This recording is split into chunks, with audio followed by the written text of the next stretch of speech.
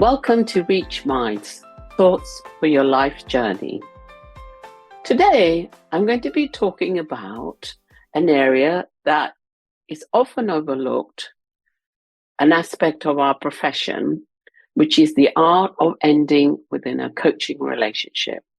Now, this is an area that I had to work quite hard to practice, because what I found myself doing was rushing into the ending part of it, not allowing enough space for concluding and bringing the end of our coaching relationship.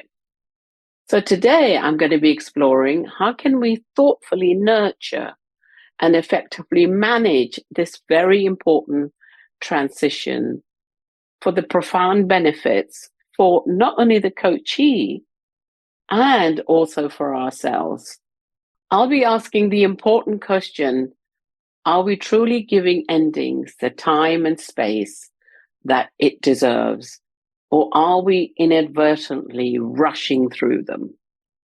I'm hoping that by the end of this podcast, many of you might have the courage and the intention of managing your endings. That becomes one of the most powerful and transformative phase of the entire coaching journey. So let's kick off. Why is ending important? Why does it matter? It's just an ending. We're just stopping.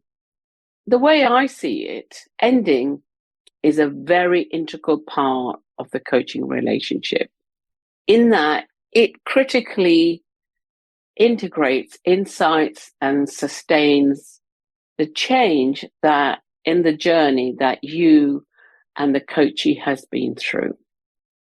It's also an opportunity to acknowledge the progress that the coachee has made, the hard work and the achievement that has been manifested in the coaching relationship, both mainly for the coachee and for you as a coach.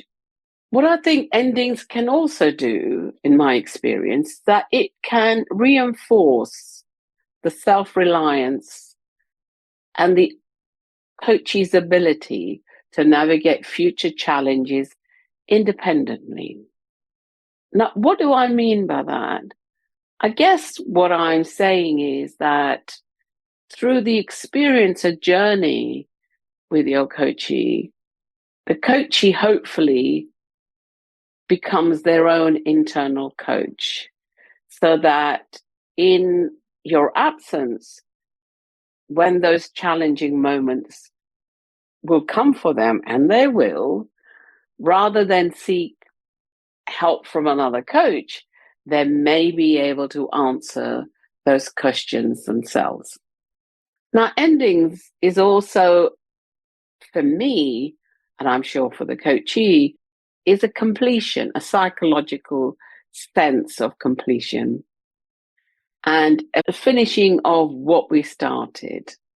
And finally, it's also about a positive ending to a relationship that has hopefully been, as I said earlier on, transformative and powerful for the individual. Now, one of the things that I think we can do when we're ending is, as we're approaching it, we can set some time aside explicitly. So what I tend to do is, as I'm coming towards the agreed number of sessions, perhaps 2 sessions before the ending, I flag up that we've got 2 coaching sessions before we finish this part of our coaching. What would we cover in an ending? Here are some of the things that I would explore.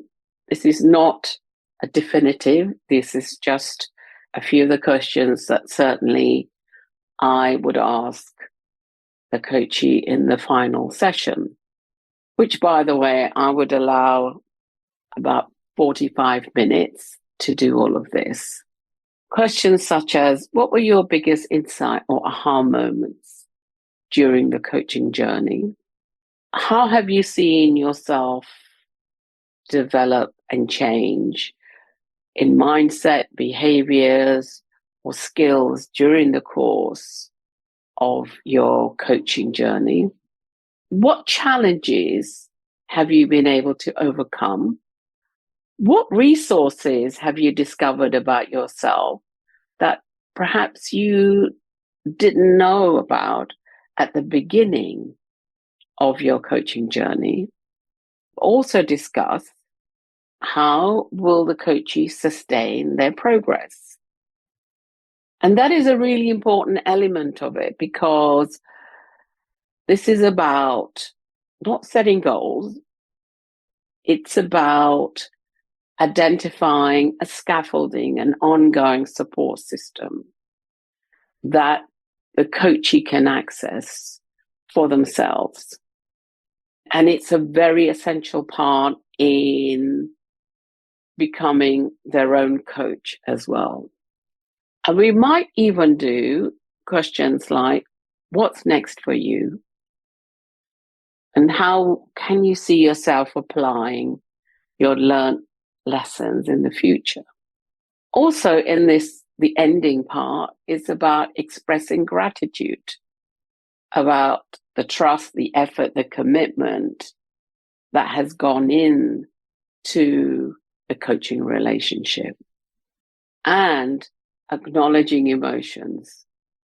And it's normal for both the coachee and me to feel a mix of pride, accomplishment, perhaps a little sadness, and a bit of anxiety about the independence. So there is a need to create all this space to allow for the next part of the coachees and the coach journey. The other thing that I want to explore is that some of the common pitfalls to avoid, the don'ts. And I think I might have been guilty of that in terms of my timing when I first started coaching, which is, oh, this is our last session. Not flagging up that this is our conclusion. This is something that I have not done, but perhaps other people have, which is going beyond the natural expiration, because the coach and the coachee have got a perceived dependency. It may be that as a coach, you might have your own fear of losing a client or a meaningful connection. You might even, in your rush to get to the ending, may not acknowledge and celebrate the journey and achievement. And the last one I think that we can do unconsciously is leaving the coachee feeling lost or reliant on the coach. One of the important elements of the ending in a coaching relationship is something for us as coaches ourselves, which is allowing ourselves to reflect on the relationship and its conclusion, and reflecting on what went well, what could I have done differently. It's also an opportunity to continue maintaining the professional boundaries while still being present and empathetic, and empowering and evoking transformation, as we want to do in our coaching relationship, is trusting that the coachee capacity to thrive independently. Now, when I now close the coaching sessions, I might, depending on who is in front of me, is summarize some of the important part. Encourage, certainly, I would do this with every one of my coachees, to reflect on their own approach to endings with questions such as, how can you make this more intentional, impactful, and empowering? And these are some of the few things that you can begin to do. I also now like to encourage my coaches to come up with a motto for themselves, a sentence that they can use, invented by them, when they're out there in the world without a coaching relationship. So these are some of the tips and ideas that I hope you find useful. And thank you very much for joining me on this Reach Minds podcast. I hope you found it valuable and insightful, as well as practical, to consider when you are ending your coaching relationship. Thank you. If you're interested in working with me, connect with me on LinkedIn, Facebook, Instagram, or www.nitasharma.com. And if you enjoyed the podcast, why not consider subscribing on Apple Podcasts, Spotify, or wherever you have access to your podcast, and leave a review.